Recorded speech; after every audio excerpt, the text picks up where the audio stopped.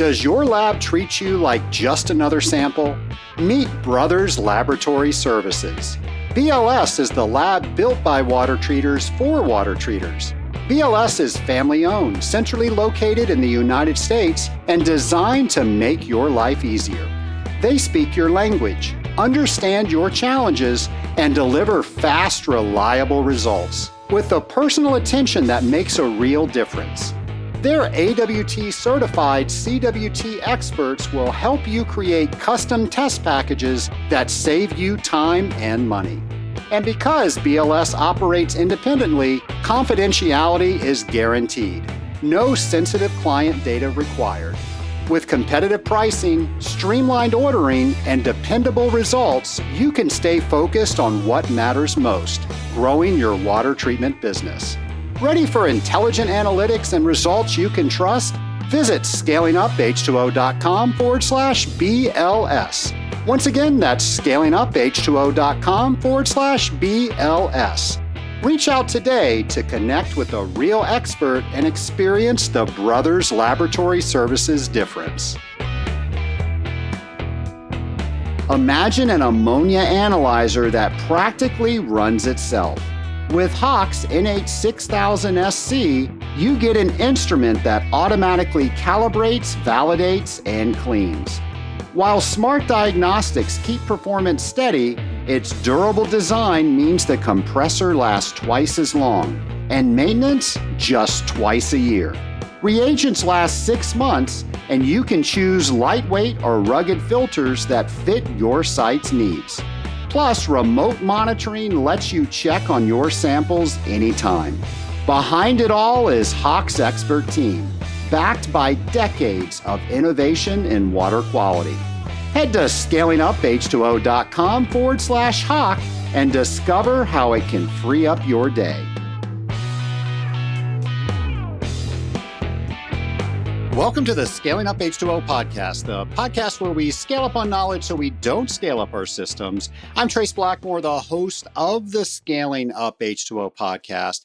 And Nation, I am not just Trace Blackmore, I am Trace Blackmore, CWT.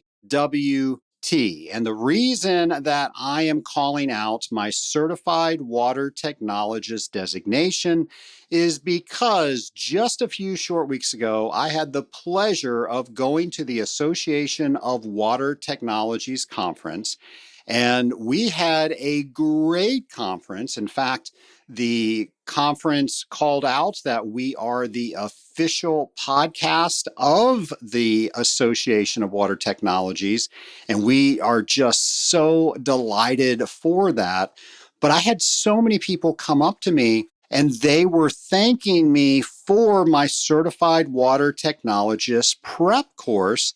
Several have taken that, and several have gone on to get their CWT. Now, I want to talk a little bit about that because, one, I have no idea what could be on that exam. There are so many random questions. I know the type of questions that they're going to ask you about, but I have no idea the exact questions. But I use that type to build a 100 question practice exam that many of you out there in the Scaling Up Nation have used to gain confidence that you could sign up for that Certified Water Technologist examination, and you learn some test-taking techniques from that prep course that allowed you to have confidence not only to sign up for the exam, but then to go in and take the exam. And you know, if you don't know the answer, you now have some logic that you can go through, and maybe you're still not going to get the right answer, but at least you can narrow down some of the answers that are just preposterous or something that just doesn't make sense. Now, several people came up to me, they thanked me for that course, and then others were saying, I had no idea that there was a course out there. So if I am speaking to somebody in the Scaling Up Nation that has no idea that there's a course out there like that, I have a free gift for you. Now, you can go to scalinguph2o.com/CWT prep and you will see two courses there. One is 100% free. And I did this to take all of the mystery out of the certified water technologist examination process. And I go through book one that if you go to the AWT website, it tells you all about the certification process. Now, if you have a question, it is answered in that book. And I go through that book page by page, letting you know all the things that you need to know about getting certified. So if you want to get started, it's not going to cost you anything but a little bit of time, and I promise it is well worth your time. Go to scalinguph2o.com/CWT prep and download that. And it's my hope that that motivates you to want to get your CWT, because after going through that course and that book, you are now able to see a clear path on how to do that. It's my hope that you make 2026 your year to get the Certified Water Technologist designation. And it's my hope that that free certification course will create a path so you can see how you're going to do that. Nation, make 2026 your year to advance yourself in however you are planning on advancing yourself in your industrial water treatment career. But so many people don't plan for advancement. So many people are just living the day to day. And trust me, there is so much jam-packed in an industrial water treater's day to day. If we are not carving out time to make ourselves better, we are going to stay the same. It has happened to so many people. That's why when my friend Mark Lewis trains, he says there's so many types of water treaters out there. There's the water treater that gets up every morning and tries to figure out what it is they don't know that they don't know so they can know that.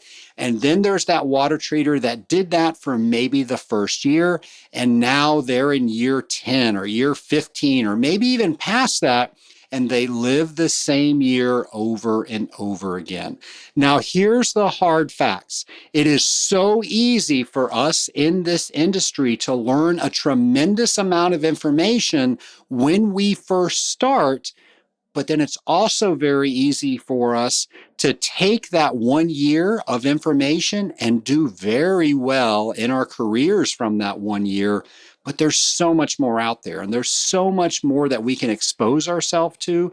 There's so much more that we can be better at, but the only way we can do that is for us to push ourselves, to constantly challenge ourselves to be better, to learn the next thing, to challenge ourselves on things we think we already know that are the best way to do those.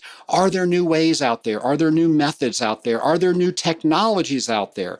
Now, I hope to bring you guests and different subjects on this podcast to always challenge what it is that you know, to maybe there's something to knowing it a little differently, a little bit better, a little bit at a higher level. But if you're not taking the time to do something with that information and to push yourself to the next level, well, nation, you are at risk of repeating this year, next year. And this industry is way too important to do that. You are way too awesome to do that. And the water treatment industry needs you to push it and to push you to always getting better. So I'm going to ask you, what are you going to do in 2026 that makes that happen? Well, nation, somebody that's always trying to push us to the next level and always make this industry a little bit better is our friend James McDonald. And here is a brand new What Do You Know? Hello and welcome to What Do You Know?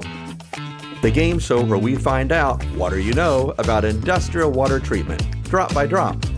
So pump up your brain, take out that test kit of knowledge, and prepare to answer this week's question on What Do You Know? Today's question is, what is the piece of equipment called that is a heat exchanger, placed in the gas passage between the boiler and the stack, designed to recover exhaust gas heat into the boiler feed water.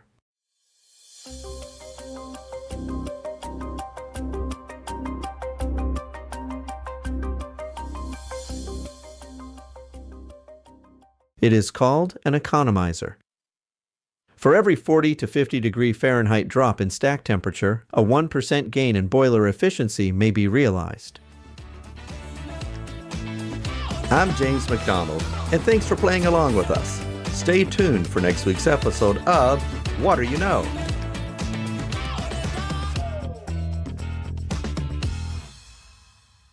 Well, thank you, James. And Nation, be sure to stay tuned. We are going to learn together what is James McDonald going to bring to the Scaling Up Nation next year.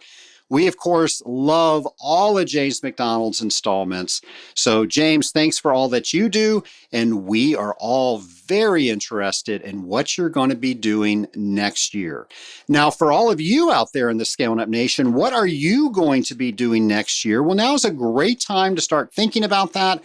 And a great way to do that is to go over to our events page where you can learn all about all of the different items, all the different venues, all the different seminars that you can go to surrounding the world of industrial water treatment. So, Nation, something you might be interested in for next year on February 2nd through 4th in Washington, D.C. is the Rural Water Rally. That is really hard to say quickly. The Rural Water Rally is where all the states come together with representatives to talk to lawmakers about success stories, about questions they have, about issues that they have, and everybody collaborates together. And there is also the best tasting drinking water contest. This is called the Great American Water Taste Test, where each state brings samples from within the state, and then there is blind taste testing to figure out who has the best drinking water within the United States. This is a great conference. It's put on by the National Rural Water Association, and we're going to have all of that information for you so you can sign up and go. Another conference you might want to check out is the annual conference and exhibit for the New England Water Environment Association. That's taking place January 25th through 28th in Boston, Massachusetts. We, of course, are going to have all of that information for you. If you are in that area, that's a great conference for you to check out. And while you're there, check out the Clean Tech Forum North America, taking place January 26th through 28th, and that's in San Diego, California. And it is all about sustainability, innovation, and connecting. So if you want to learn more about this conference, any of the conference we've mentioned on our podcast, and the hundreds of events that we did not have time to mention on this podcast, you can go to scalinguph2o.com, go over to our events section, and you will learn all of that information. And Nation, December is a great time to plan for next year. I've said it several times on this podcast. I'm going to say it again. People don't plan not to be able to make events. What they do is they don't plan to make the events. And this job just has a way of piling things up on us, of getting out of hand right at the last minute. Our best customer calls with the worst problem right when we're trying to go away. Well, Nation, if you start planning in advance, you can be less reactive and more proactive, and you can schedule that time to make sure that you are making yourself and this industry the best it can possibly be.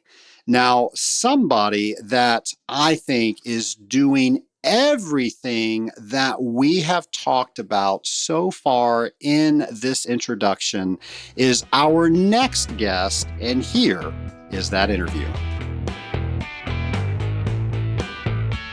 My lab partner today is Nella Fergusson, Southern California District Manager of Garratt-Callahan. Nella, welcome to the Scaling Up H2O podcast. Hi, Trace. How are you doing? I'm doing great. No, it was so good meeting you in person in San Diego for the AWT technical training. You were in my class the entire time. You didn't leave, you didn't fall asleep, and most importantly, you didn't throw anything at me. No, I did not. Great training, great opportunity. It's great that the water treatment industry in general just has a network where you can connect like-minded people to advance the overall industry. I think sometimes we look at each other as competitors, but we really are family. If you take a bigger look into the industry, we really are family, and we're all trying to solve tough water treatment problems. So I was very happy to see this type of training in the industry. I totally agree. You look at other industries or you tell people about how we relate to each other, and people are like, how can you do that? You're competing against these people. But we transcend above that. We realize that we've got a higher calling, that without us doing what we need to do with water, there are so many things that fall apart. And we are able to collaborate even though we're competing with each other. I don't know if that's just this industry, but it is definitely in this industry.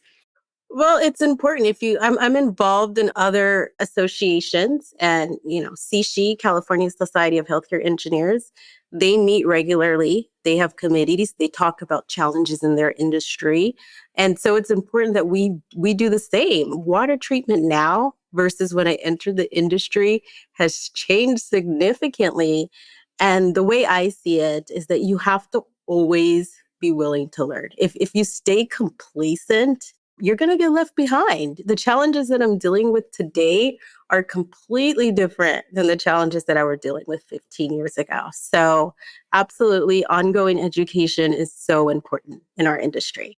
I could not agree more. And if you're not learning every day, this is a boring job. And if you're out there listening and you're bored in this job, you are doing it wrong. Don't you agree? Amen. Amen. I'm a district manager, so I mentor a team of 10 people.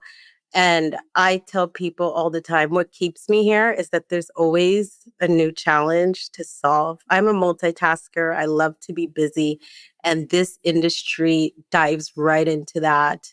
Also, there's a lot to learn here. So if you're new to the industry on day one, you're not going to be an expert. On the second year, you're not going to be an expert. You're not even going to be fully exposed because, like similar to the medical industry, like residency, you have to see different problems and you have to be able to come up with different diagnoses, which just takes a level of exposure in your career. One of my friends, Mark Lewis, who I believe he's one of the instructors at the Association of Water Technologies. He likes to warn people to continue learning and not just learn during the first year and then repeat that same year over and over and over again. And I'm sure you've seen that where people are learning what their job is, but they never get past that. And there's no way you can learn everything in this job. I don't care how long you're in it. Absolutely. And in different industries, I think my second, third, fourth year, I realized that cooling at a food processor, they have a different set of needs than cooling at a commercial real estate company. So it's also industry specific, right? Like, for instance, food processors, it's very difficult for them to even turn off their systems because production is king and those ammonia refrigeration systems need to keep moving. Whereas commercial real estate, generally after 6 p.m., no one's in the building. So they have more time availability for preventative maintenance. So how do you tackle this industry versus the other? I think that's so important, not just learning water treatment, but learning the challenges based on the industry that you're working in. I don't know if you remember, but when I was going through the calculations of my class, there was a gentleman that he was interested in how to calculate recommissioning of glycol. So they needed to drain out the glycol that was in the system and replace it with 100% to get that back up to the number that they wanted. and showed him the math for that. And then his question said it was a data center and I can't shut it down. Now what do I do? Well, that now creates a problem outside of math. Yes, we can use math to kind of figure out how to overcome, but yes, you definitely have to know the operations. You can't assume that everything you do is going to be equal for every customer. And if you ask me, thank goodness, because that's why it's not boring. Have you ever seen the same piece of equipment hooked up in the exact same way twice? Very rarely. It's not even just seeing it, but it's thinking through the problem, right? So you have to be able to understand what you need to deliver and somewhat trace it back and say, is this the right steps to actually create what I'm looking for as a result? So I think that's a very important tool, the critical thinking aspect of this job, because configurations change all the time. But if you're looking for a certain flow rate, or if you're looking for a certain temperature, or if you're looking for a certain pressure, it's all about how do I get that result? And that's what is key in the training process, teaching people how to think critically. Let me ask, what's your process when there is an issue and you've got to step back, look above the day-to-day, the regular system, how it operates, and find what that issue is? What do you do first? I ask a lot of questions. I want to know the history. I want to know, when did you first notice a problem? What changed, right? Because it's very, very important that we understand the history, because if you don't, you might repeat the same problem. So I ask a lot of questions. I want to know what changed in the process. Water testing is crucial, right? You want to take water samples. You want to take water samples at different times of the day because the water quality might change. I look at what the water is used for. How critical is this? What problems can it end in if the problem is not solved? Like, what's the impact, the overall impact of the problem to the customer? So one thing I never do is try to start giving remediation or advice before I truly have understood and diagnosed the problem. So to me, the discovery phase and asking questions is so important, because the one thing you don't want to do is misdiagnose the problem. I think so many people, they walk in, they assume they know what the cause, and you're normally solving an additional problem instead of the one you were in there to begin with. Yes, absolutely. It's so key in understanding system specifications, understanding operational cycles, understanding water quality, understanding the history, and using all that information together to properly diagnose the problem. Well, Nella, we just got right into the bulk of the conversation. I want to make sure that the Scaling Up Nation knows who they're talking with. Do you mind sharing what your day-to-day is like? Yeah, I'm a district manager in Southern California. I manage a team of 10 engineers. They have support staff as well. So I cover anything from Orange County, Los Angeles, Inland Empire, San Diego. So I am all over the place. My job is mixed with training, supporting projects, hiring, developing, mentoring, keeping up with regulations in California. I have to be a resource for my team. So it's really important to me. Not only do I support them, but I'm a source of knowledge. So I'm also always keeping up with my education. And then, of course, you have the administration work that comes with management. So, I carry a lot of different hats and I love it. It's what kept me in this industry. I think that if I was just in one lane, I would probably not enjoy it as much as I do. But I tackle a lot of different issues. Right now, I'm doing a lot of mentoring, especially with young women who are entering the industry, which I'm very proud of, because 15 years ago, I think I was maybe one of the first women that I saw in California in the industry. And now I see that that's changing. So I've taken on a role in mentoring young women entering the industry. So I'm a busy girl and I wouldn't have it any other way. I love it. How did you get into this industry? I've always had a niche for science and engineering. I liked the complexity involved. I was also a very social individual. I was in leadership almost all throughout my high school and college career.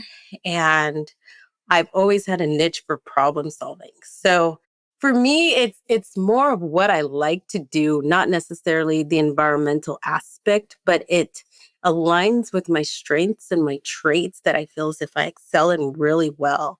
So I knew when I graduated college, I wanted to be in the science and engineering firm. I just didn't know in what type of form. So I got reached out from a recruiter actually at a college fair before I even graduated. A recruiter reached out to me. I think this is really great, by the way. I think that we need to do more of this. But right before I graduated, my college hosted a career fair, and there was a recruiter there that was talking to me about the industry. So I jumped into this right after college, and I've been here ever since.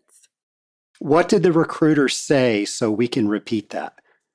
The recruiter said, "Hey, if you're social and you like science and engineering, I think that this might be for you." It was really that simple. I hadn't graduated yet, but I think what was really important was that she stayed in touch with me, right? So it wasn't like she gave me a card and I never heard from her again, but she stayed in touch with me. And I think it's so important to have people that believe in you and see that spark in you. And she saw that, and that's what drove me into the industry.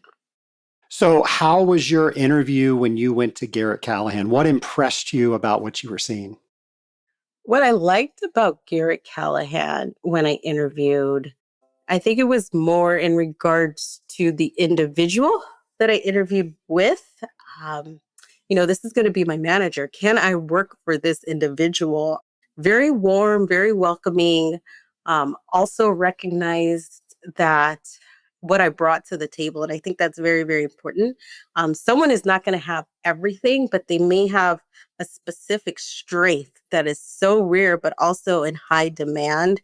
And I think my confidence at such a young age tied with my academic abilities, he saw that in me and said, "Hey, this girl is driven." So that connection that we had with his warmth introduction and him seeing what I brought to the table is really what sealed the deal for the interview process. You never look back from there. Well, if I could be transparent, and I love to speak on it. So I think I want to say in 2012, I left Garratt-Callahan. I went to Suez GE Water, and I was in my 20s, and I saw the big name of GE, and I was like, wow, they have a lot of opportunities and they bring a lot to the table. So I left Garratt-Callahan. I took a hiatus for 9 months, and I went to GE Suez Water, and I realized that I had made a mistake very quickly. I think who you work with is more important than who you work for, what company you work for. And I realized that I had established a family at Garratt-Callahan that I isolated when I made that switch, and the support and resources within that family had disappeared. And I noticed that very, very quickly. And some things are just not replaceable in your career. So um, my previous manager reached out to me on LinkedIn. He stayed in touch with me again. And he said, "Hey, how are things going?" And I was like, "Hi, how are you doing?" He's like, "Are you interested in coming back?" And I was like, "I'm so happy you asked." So they welcomed me back with open arms. And that was in 2015. And I've been here ever since. I'm so glad you shared that story because I think people leave for the wrong reasons, probably 90% of the time. Maybe there's another benefit that they're looking at, or maybe it's a salary increase. But what you're talking about is culture. And if you've got it and it's working, you might not replace that. I don't regret anything I did because it taught me that the grass is not always greener on the other side. And I had to experience that, even if someone had told me that. Sometimes you just have to see things for yourself, right? So I do believe that the gift is in trying. And so now that I've tried that, now I understand for myself what really makes me happy and what I need as an individual.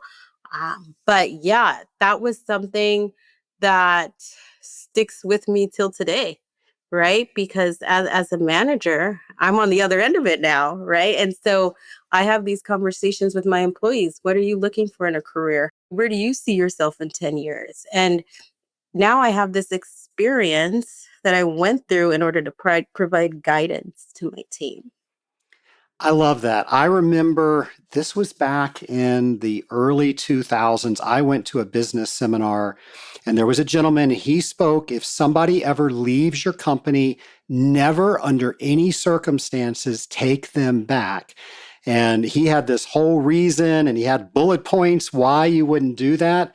And I really think he missed the boat because you have an experience now that you can now speak into other people if they're having a similar experience and now offer clarity on things that they might not have even considered. So if you were to have a seminar and you saw one like I attended so many years ago, what would you say to that speaker? I would say make a list of what you have at your company and also make a list of what's important to you in a company.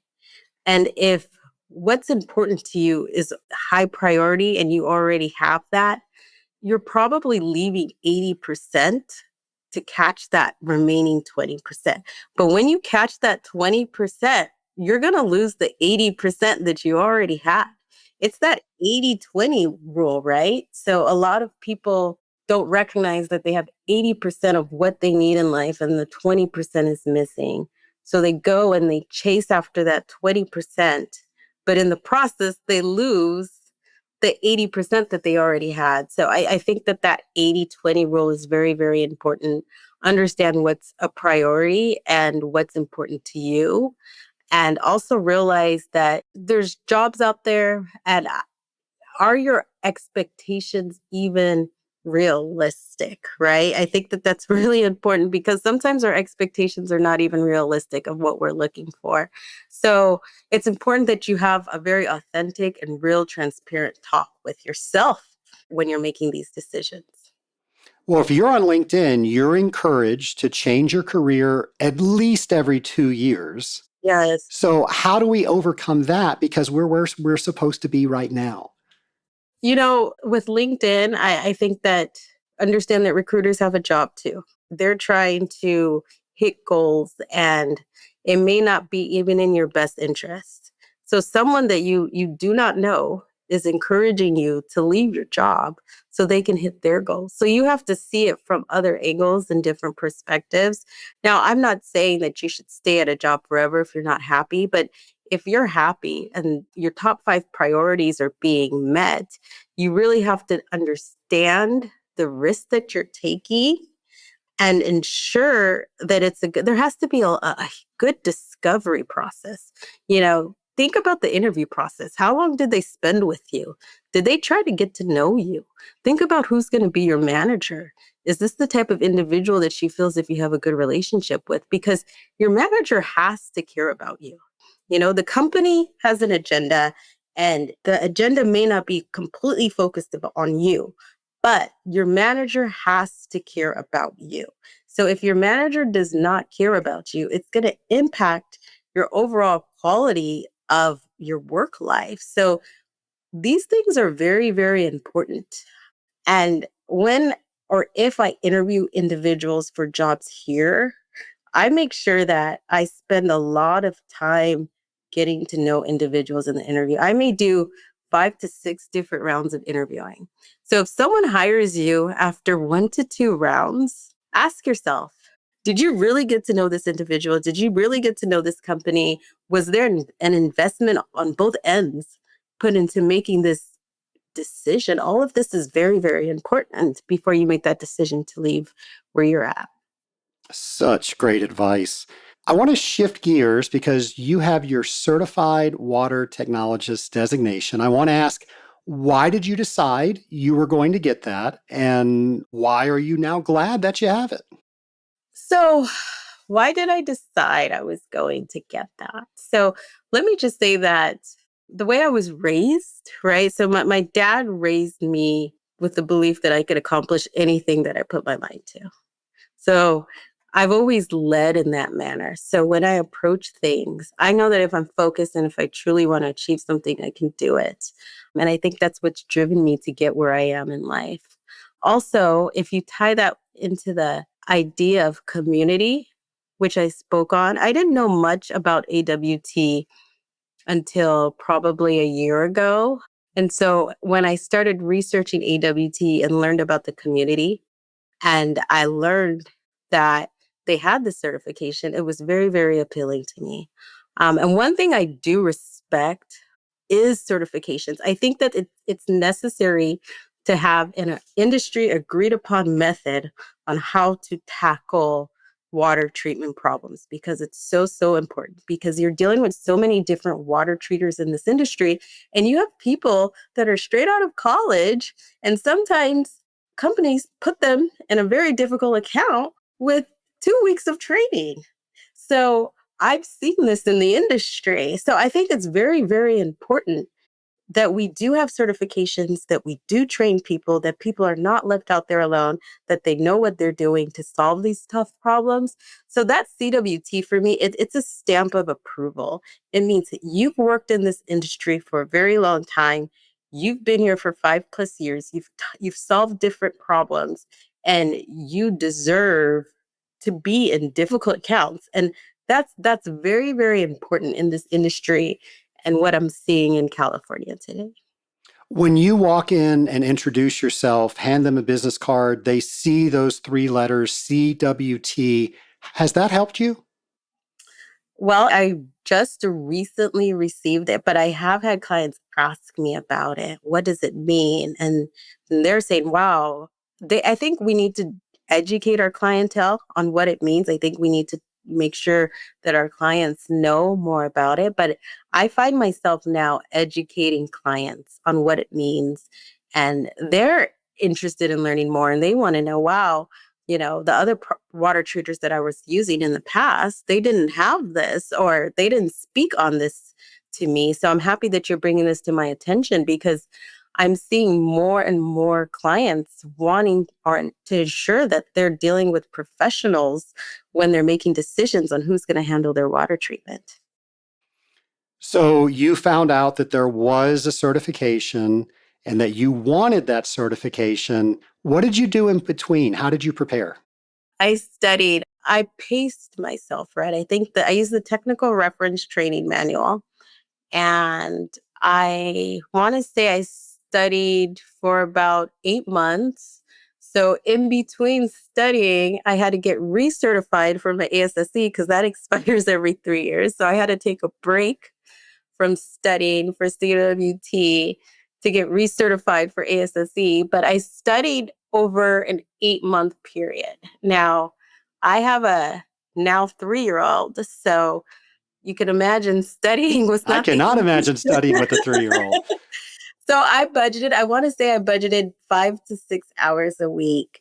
And I did it while she was napping on the weekends. I kid you not. So I'm very good at putting a plan together, how to tackle a big problem. And so when the technical training reference manual showed up, I saw that it was 1,000 pages. So I said, okay, this is not something that I'm going to do overnight. So how do I tackle this and still hold down a district manager job, be present in motherhood, and stay present in being a wife? So I said, okay, if there's 10 chapters and each chapter is 150 pages, I can complete a chapter every 4 to 6 weeks and do flashcards. And I took it chapter by chapter. And so when you approach it in that manner, it doesn't look that big to you and it seems achievable. And so that's what I did. I took it piece by piece, 5 to 6 hours a week, but over a very long period of time. I didn't rush myself. How did you decide when you were going to take the exam? I decided when I was able to answer. I used the practice exam, but I did much more than the practice exam. I made flashcards, and when I felt like I had everything down, then I knew that I was ready. I had the material. And it's interesting because I didn't know that there was the reference information, the tabs that they give you during the test. So I had everything in my head. And when you go in to take the exam, they give you only two scratches of paper. They don't let you have more than two. So the first thing I did was just released all the information that I had in my head, and I wrote everything down. The steam tables, I didn't have all of that memorized, but everything else pretty much I wrote down.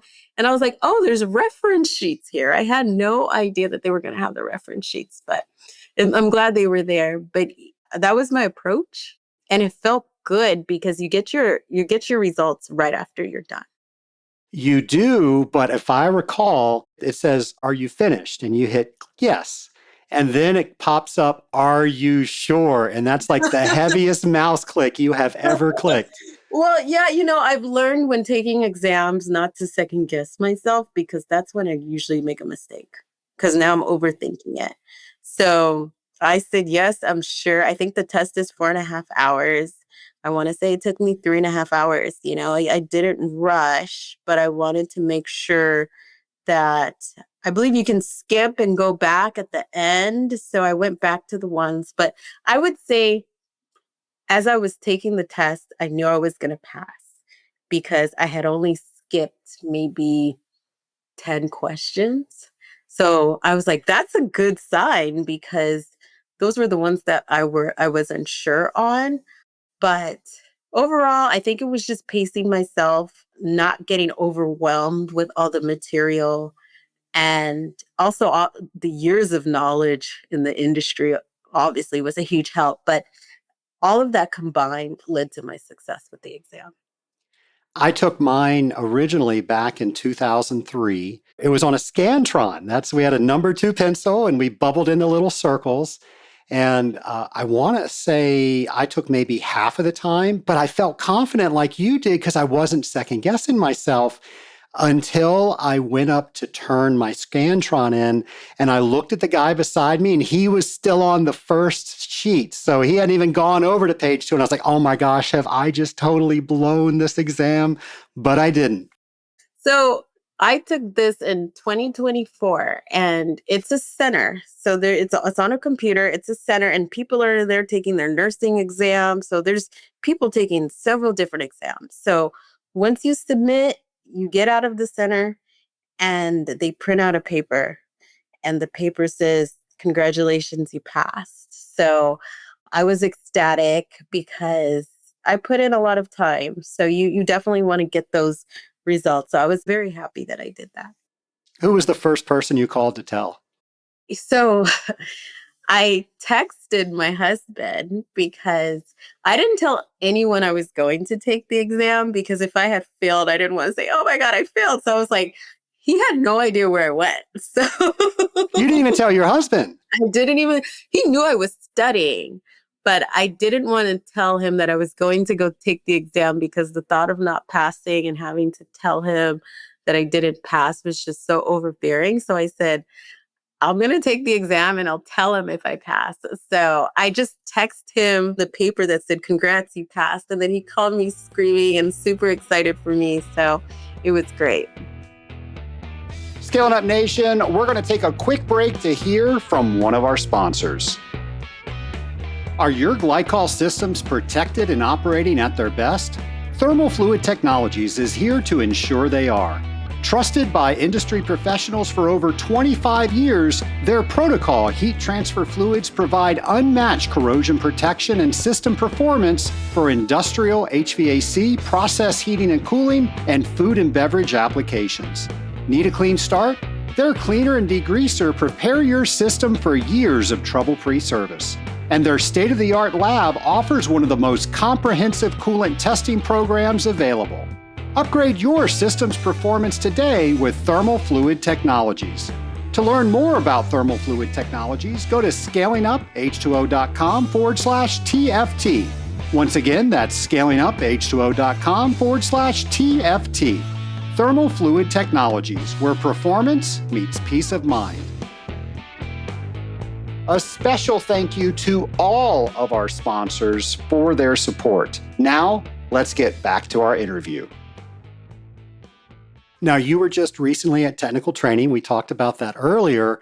You have a brand new CWT and you have 2/3 of your continuing education units already.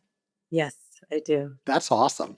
Yeah, absolutely. And I would like to use the technical training as a way to develop engineers and territory managers within my district. I love the fact that they had workshops. I think that's very, very important.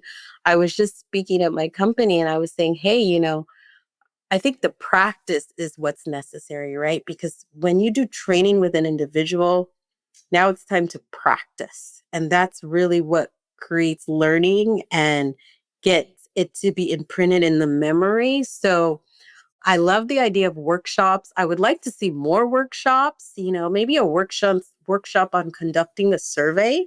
I think that's really important. How do you do that? That's going to be a bit challenging, but I think we're up for the challenge, but boiler inspections, condenser inspections. I think these things are so important that they get practice with because this is a physical job. This is a field job. They have to be in front of the equipment, seeing the equipment. But I love the workshops and I would like to use it as a method to train individuals moving forward. You mentioned you have your ASSE 12,080 certificate. Was that something you absolutely have to have if you're doing water management plans in California? Yes. So you can write a water management plan, but for federal buildings specifically, federal and state buildings, they've enforced that they want to have the ASSE certification in the state of California. Private entities, they can have a water management plan. The individual does not have to be certified, but it's highly recommended. But it's right now, it's more of having that water management plan, and only the federal and state buildings have enforced it. Do you advise that if somebody doesn't have their ASSE 12,080 certification, they need to look into it? Yes, I do enforce it in my district because the last thing you want to do is take Legionella or any waterborne pathogen sample and not label the bottle correctly or not ship off the sample correctly and not interpret. Can you imagine not interpreting the results correctly? There's different remediation and steps based on if you get a Legionella count of less than one versus greater than one. So you really need to not only just know how to give recommendations, but take the sample. And customers need support. You really need to hold their hand because this ASHRAE 188, this is 2017 where it was enforced. So it is still fairly new and customers need a lot of hand holding. What I see in California a lot is that a lot of customers are scared to test. Their mindset is that if you test, you'll find it. And I don't agree with that because 80% of our results come back as negative. But the idea is to find it so you can solve the problem, right? Because we don't want to test areas that are well kept. We want to test areas that are not well kept so we can help you provide preventative maintenance procedures at your facility to ensure that your guests, your staff, possibly your patients are in the best care possible. It's a great way to look at it. And I hope that's getting better because a lot of end users will say, I'd rather keep my head in the sand. If I don't know about an issue, I won't be held responsible for it. And that has been blown out of the water so many times in court cases that I hope nobody's saying that.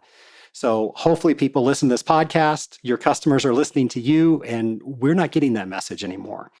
Correct. The last thing you want is to have a case and God forbid they put up a picture of your pipe. A jury may not understand bacteria and serogroups, but they understand when they see a visual picture inside of your pipe with sediment and bacteria, and that your policies, your internal infection control policies say that you're following the highest level of care.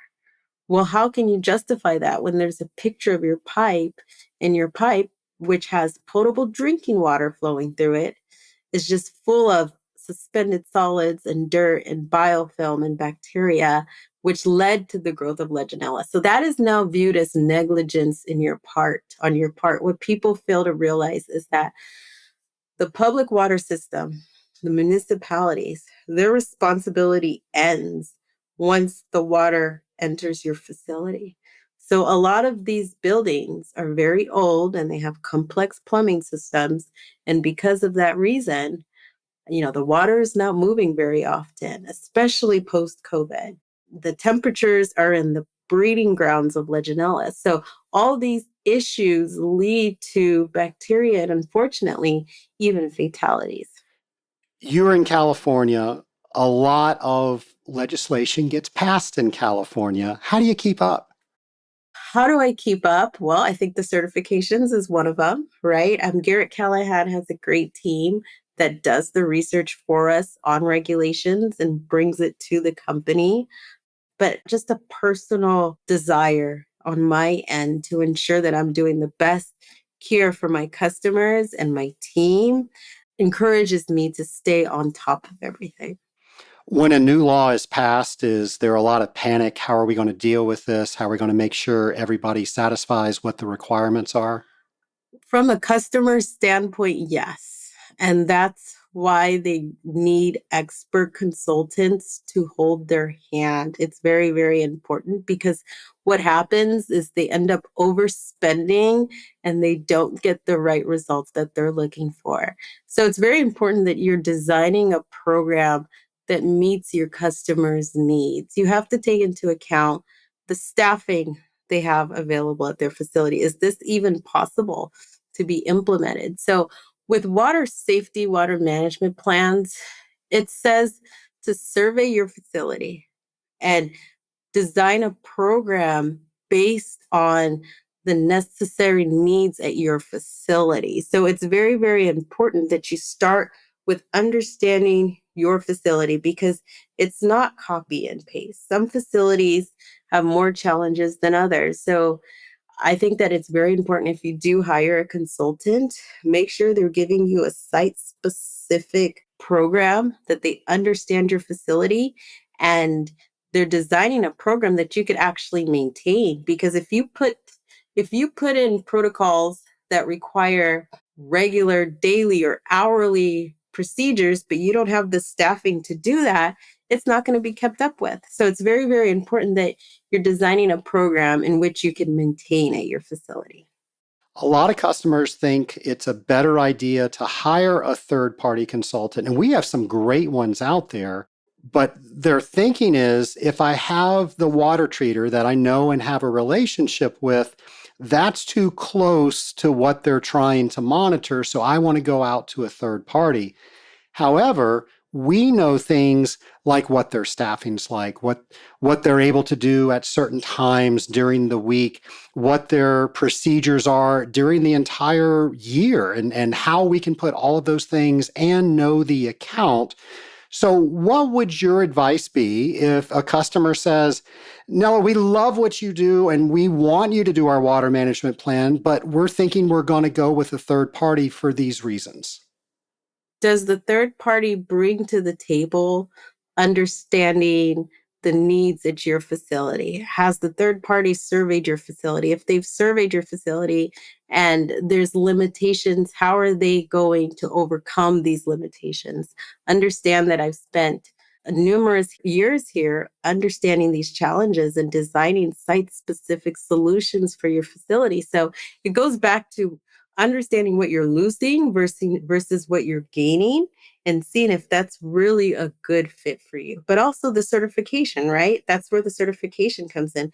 Is this third party even certified? Who have they worked with in the industry before? Have you surveyed to see if the people that they've worked with in the industry has gotten the results that you are looking for?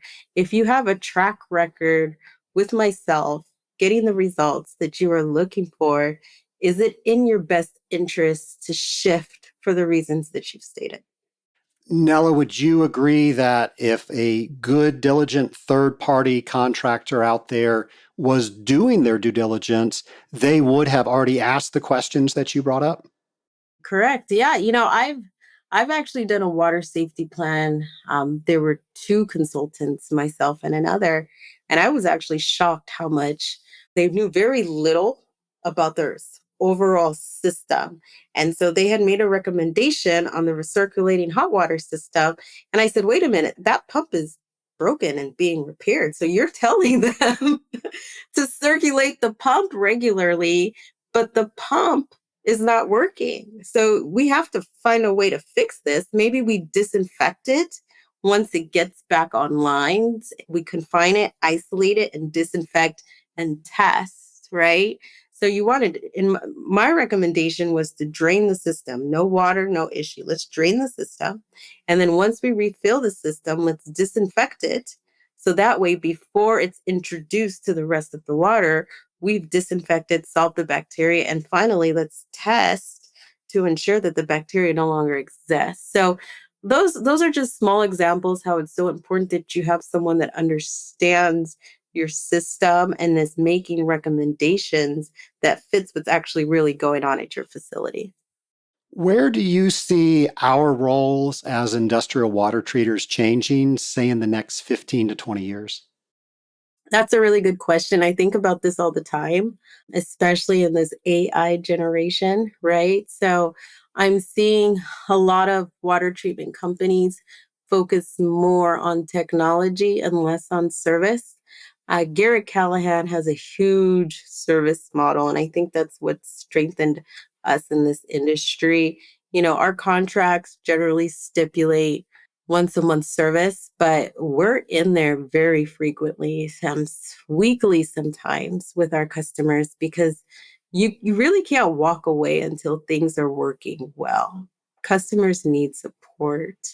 So, what I am seeing, there's a lot of emphasis on technology, specifically sensors that can make adjustments. So, when I entered the industry, it was service, service, service, servicing the equipment.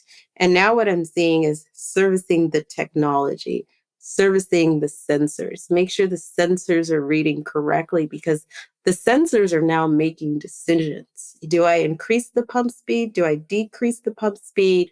There's dye and the chemicals now in which the sensors are reacting to. So what I'm seeing is that there's a trend moving towards more focus on interpreting the data from the sensors correctly, making sure that the sensors are working correctly and that the sensors are making adjustments. So that's where I see the industry going. Also, specifically in California, I see challenges with customers where the municipality is limiting what they can put down the drain, right? So I've had customers tell me, hey, the municipality says my conductivity can't get this high. I want to raise want to raise my cycles. I want to use less water, but if I raise my cycles, my conductivity will go through the roof. And now I can't put that down the drain. So what do I do? So I'm seeing these challenges happen in the industry, and we're having to really understand what the customer is up against so we can design a solid program to meet these needs because it's no longer one size fits all. Nella, you mentioned earlier that you are mentoring several people. Tell us about that and why that's such an important job. Well, I love the question. And I think I mentioned earlier that I'm a mom. I have a 3-year-old daughter. And as a mom, raising a daughter, it's very important that she knows that she can accomplish anything she puts her mind to. You know, I was raised by a very, very strong woman. My mom worked, if not more than my father. But it didn't compromise our relationships. I think that there's this thought that if you work as a woman, it may compromise your ability to parent.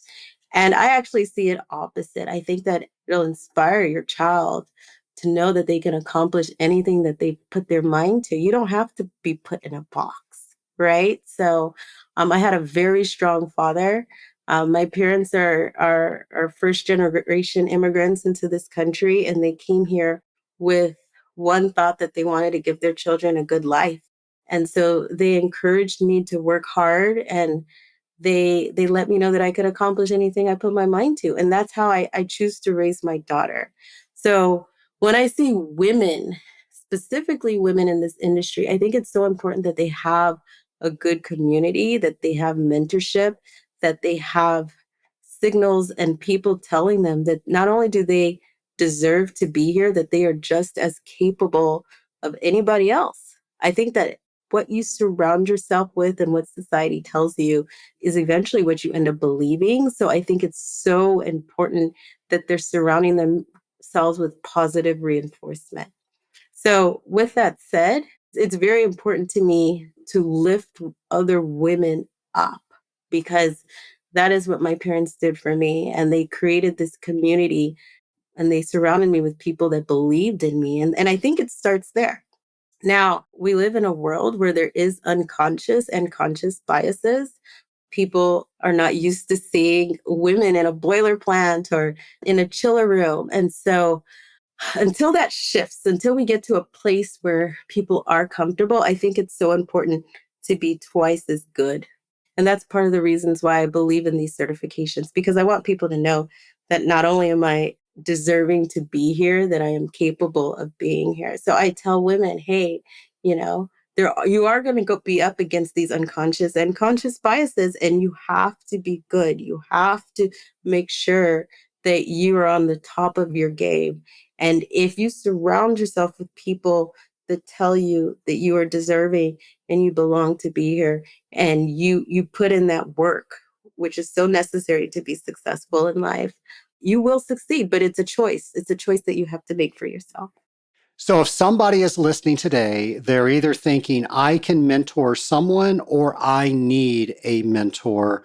How would you advise them on either spectrum? If they wanted mentorship in this industry, absolutely. Surround yourself with people that believe in you, because a big part of this is mindset, in my opinion. If you go into this with the right mindset, knowing that you are capable, you will be successful, but you also have to be willing to put in the work. I think we touched on it earlier, but water treatment is not going to be an overnight success. And I try to create realistic expectations for my team. You probably won't even be fully exposed the first 2 years, right? There's so many different industries and applications that need to be seen and explored and practiced before you're truly viewed as an expert. So you have to have the right mindset. I think we live in a world today where people love instant gratification and they want results right away. And so that is the challenging part of this industry, because it takes time to learn. So if you're willing to put in that commitment, if you're really willing to put in the work and the time, and you believe in yourself, that's the perfect recipe for success. Nella, we're going to go over to the lightning round. Are you ready for these questions? Let's do it. All right. Question number one. If you had the ability to go back in time and talk to your former self on your very first day as an industrial water treater, what advice would you give yourself? Keep going. I mean, I will say that my younger self, I believe in my mindset, and I've always had the idea that I could accomplish anything that I put my mind to. So just keep going. Keep going. You're on the right track. You have the confidence, you have the work ethic, you believe in yourself. So just keep going. You're doing great. What are the last few books that you've read? So outside of the AWT technical reference training That's a manual, big one. that was my baby in 2024. So because I'm a new mom, I have a very strong-willed daughter. So I read a parenting book by Rex Forehand on raising a strong-willed child, because that's very important to me as well as I develop it in motherhood. So that was one of the books that I read, and I learned a lot of ideas that I just would not have assumed would be part of motherhood. But one of the biggest things I learned is that your kids are watching all the time. It's so important that, you are their first teacher and they are watching all the time. So the best way to shape your kids is to display it in yourself. And, that's part of the reason why I think I spoke on it earlier, was that being a working mom is a bonus because my child can see that, if you want to just be a mom, that's fine. But if you want to go after more, you can. It is possible. And that's something that I bring to my daughter. But also, I like investing in this industry. One thing I appreciate in this industry is that it's a performance-based pay for the most part, right? So if you apply yourself, there is a reward to that aligns with your work. And so I want to stretch it and make sure that I'm investing and making great moves, not just for myself, but for my family.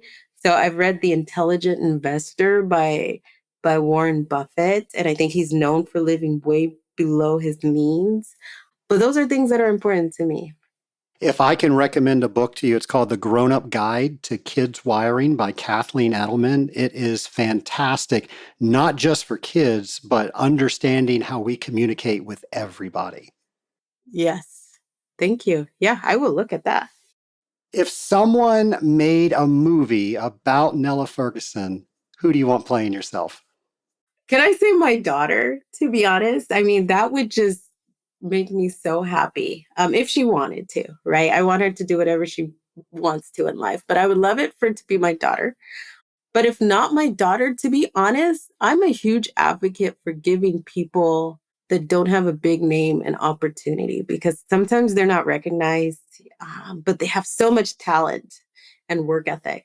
So I don't need it to be a big celebrity name. I want an individual who doesn't always get selected to have an opportunity to do a movie because they have so much passion and so much talent and someone believed in them, because that's really how I made it in life.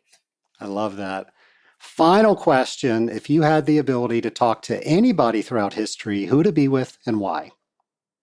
Ooh, that's a good one. Well, I think the biggest person who's ever motivated me, I would say, is Martin Luther King Jr. Just his passion to do the right thing against all the challenges that he went through. I think that's always been in the back of my head, and perseverance and, always staying dignified throughout the process, because there are a lot of challenges in the world and at your job and just in life in general. And, how do you persevere through all of that and understand that your mission in life is bigger than that? Nella, thank you so much for coming on the Scaling Up H2O podcast. And thank you.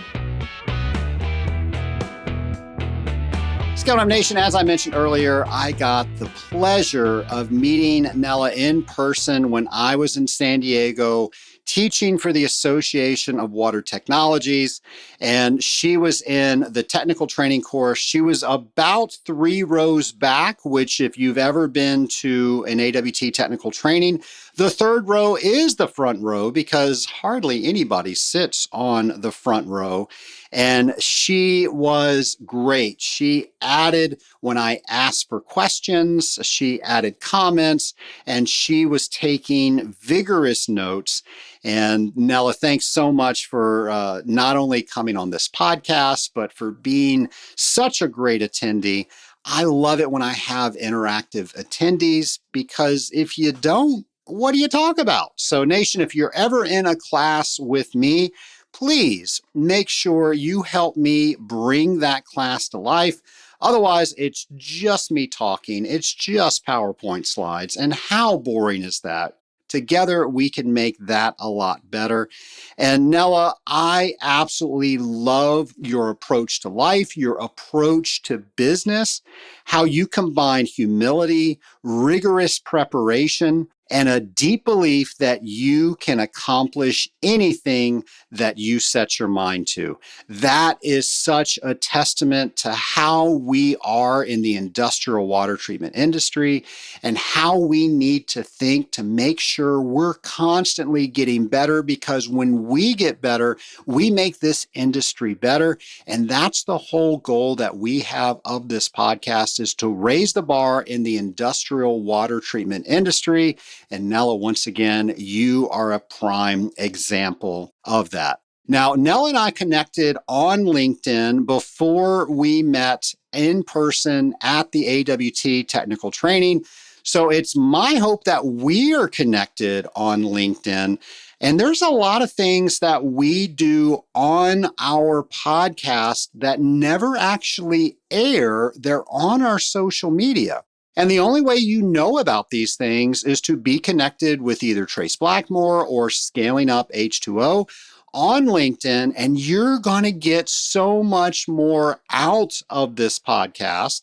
Something else we do is we do a weekly newsletter. So many people don't know about this, and that's where you're going to hear so much more from the interviews and be prepared to talk to your teams about different podcasts and even learn more about certain topics that we bring up on the show. So are you registered for all of those things? I don't know, but we can make it very easy. You can simply go to scalinguph2o.com and just look and see all of the content that we are creating.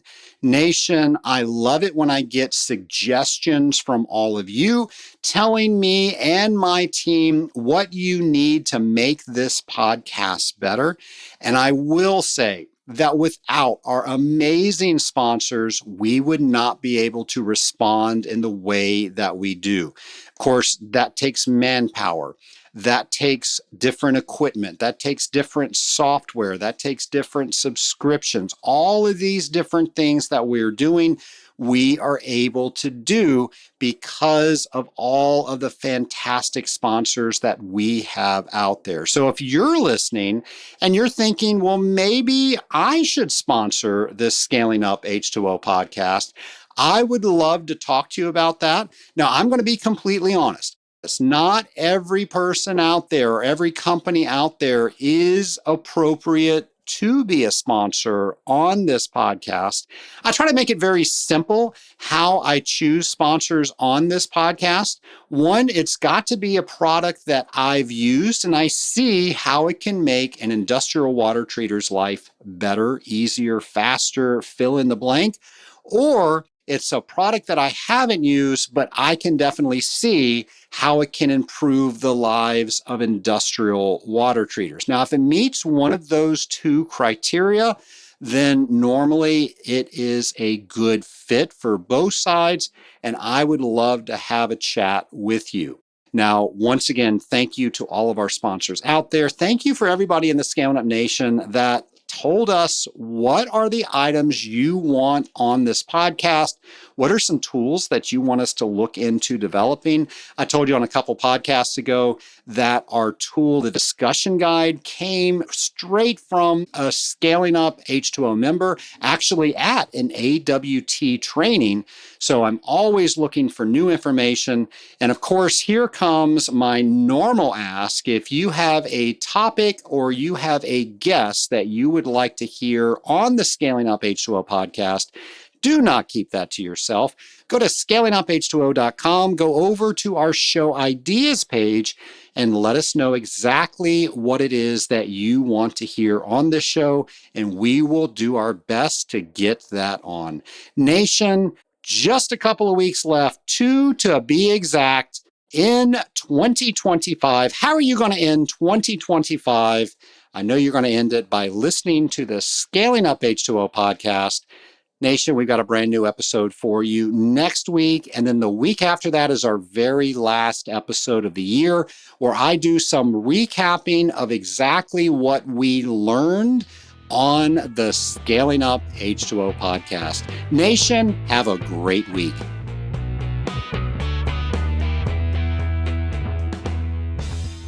Preparing for the CWT exam can be daunting, but our Certified Water Technologist Prep course makes it easier.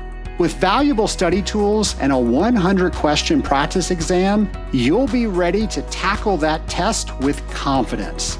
Visit scalinguph2o.com/CWT prep to sign up today.